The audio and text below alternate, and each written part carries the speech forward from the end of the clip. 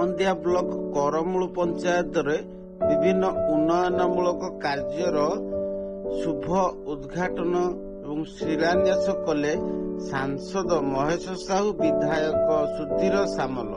ତେବେ ଢେଙ୍କାନାଳ ଜିଲ୍ଲା ଗହନ୍ଦିଆ ବ୍ଲକର ଅପାରପ ସୌନ୍ଦର୍ଯ୍ୟର ଗନ୍ତାଘର ଥିବା ଗଣେଶ ଖୋଲାଠାରେ ଫ୍ଲାଏଓଭରକୁ ଉଦ୍ଘାଟନ କରିଛନ୍ତି ଦୁଇ ନେତା।